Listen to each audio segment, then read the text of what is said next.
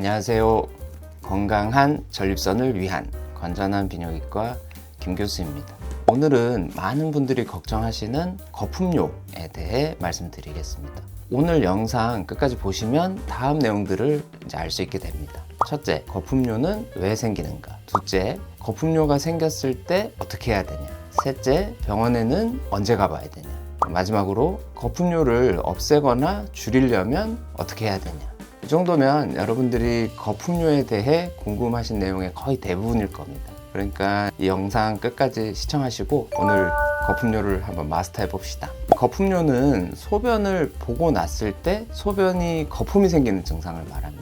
아니, 서서 소변 보면 당연히 거품이 생기는 거 아니에요? 라고 물어보시는 분들도 있어요. 근데 우리가 생수를 컵에다가 주전자로 부었을 때를 생각을 해보세요. 물이 따라지면서 공기방울이 생기지만 금방 없어지잖아요. 하지만 목욕 거품이나 계란 흰자를 세게 저을 때 생기는 거품은 쉽게 없어지지가 않습니다. 무슨 차이가 있을까요? 목욕 거품에는 샴푸가 들어있고 계란 흰자에는 단백질이 들어있습니다. 얘들은 물에 들어가면 계면활성제가 돼요. 계면활성제들은 물속에 공기방울을 둘러싸서 물과 공기를 차단시킵니다. 이렇게 만들어진 거품들은 잘 안 없어져요. 마찬가지로 소변에서도 단백질이 섞여 있으면 거품뇨가 생깁니다. 즉, 거품뇨가 있으면 단백뇨가 있다는 뜻이 됩니다. 근데 거품뇨가 단백뇨라고 하면 걱정하시는 분들이 많아요. 하지만 건강한 사람들도 하루에 한 150mg 이하의 단백질들은 소변에 섞여서 나올 수가 있습니다. 또 특별히 아픈 곳이 없어도 심한 운동, 오래 서 있기, 추운데 오래 노출, 발열 등이 있으면 소변에 섞여 나오는 단백질 양이 좀 더 늘 수도 있습니다. 그래서 우리가 문제가 되는 단백뇨인지를 정확하게 확인을 하려면 하루 소변을 다 모아봐야 됩니다. 거기서 배출되는 소변 단백질의 양이 하루에 300mg 이상이 될 때 우리가 병이 있는 상태라고 판단을 해요. 거품뇨가 걱정이 되시는 분들은 먼저 자신의 소변 상태를 잘 관찰해 보는 게 좋습니다. 거의 매번 거품뇨가 있다. 아침 첫 소변이 특히 거품뇨가 심하다.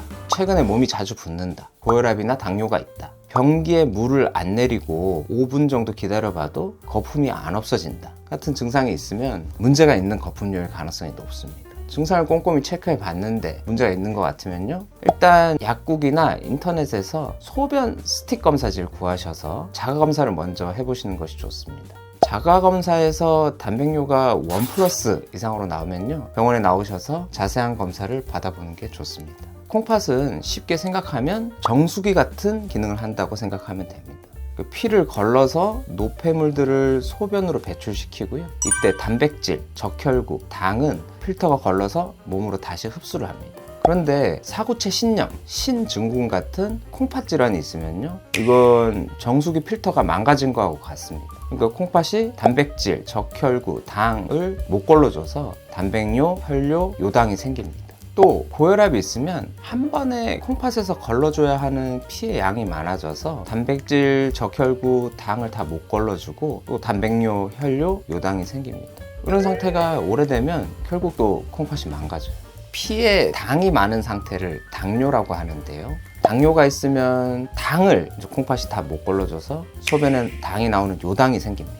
요당이 오래되면 콩팥 필터를 망가뜨리고 결국 또 단백뇨와 혈뇨도 나오게 돼요. 즉, 심한 거품뇨, 병적인 단백뇨가 있다는 말은 콩팥 기능이 나빠지는 중이거나 콩팥 기능이 나빠졌다라는 뜻일 수 있습니다. 건강인에서 콩팥 기능은 30, 40대까지는 100%가 유지되다가 나이가 들면서 1년에 1% 정도씩 정상적으로 콩팥 기능이 떨어져요. 이런 경우에는 대부분 문제가 없습니다. 그런데 사구체 신염, 신증후군, 고혈압, 당뇨 같은 문제가 있으면 콩팥 기능이 더 빨리 나빠져서 나중에 투석을 받아야 될 수도 있어요. 그러니까 거품뇨가 있으면 한번 점검을 해보는 게 좋습니다. 근데 거품뇨 있으신 분들 이런 영상 많이 보셨죠? 근데 뭘 먹어서 거품뇨가 사라지고 콩팥 기능이 절대 좋아지지가 않습니다. 우리가 먹는 모든 것은 70%는 간에서 대사가 돼서 똥으로 나오고 한 30% 정도는 콩팥에서 처리가 돼서 소변으로 나옵니다. 즉, 뭔가 먹으면 콩팥이 무리해서 일을 할 수밖에 없어요. 뭘 먹어서 콩팥을 혹사를 시키면서 콩팥이 좋아질 수가 없어요.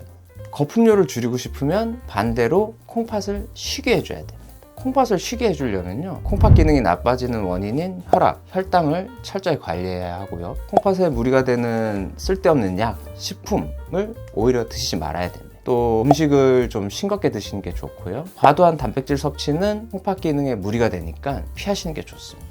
오늘은 내용이 좀 많아서 정리를 한번 하겠습니다. 거품료는 단백뇨와 상관이 있고요, 정상인도 소량의 단백뇨는 있습니다. 단백뇨가 걱정되시는 분들은 자거 확인을 먼저 해보시는 것이 좋고요, 소변 보고 물 안 내리고 5분 기다려 봤는데 거품이 잘 안 없어지면 소변 스틱 검사를 집에서 해보는 게 좋아요. 소변 스틱 검사에서 이상이 있으면 병원에 나오셔서 콩팥 질환, 고혈압, 당뇨 등이 있는지를 확인해 보셔야 돼요. 거품료를 줄이고 싶으신 분들은 먹어서 거품료에 좋은 식품은 없고요, 오히려 콩팥을 쉬게 해주는 것이 좋습니다. 오늘은 거품료에 대해서 알아봤는데 오늘도 재밌게 보셨나요? 전립선, 소변 문제에 대해서 더 자세한 정보 알고 싶으시면 영상 밑에 있는 제 블로그 찾아와 보셔도 좋고요, 또 오늘 내용이 유익한 정보라고 생각되시면 이 영상을 카톡으로 주변 사람들하고 공유를 하셔도 좋을 것 같습니다. 건전한 비뇨기과 김교수 채널 좋아요, 구독 신청해 주시면 앞으로 또 좋은 내용 많이 올리겠습니다. 끝까지 봐주셔서 감사합니다. 건전하세요.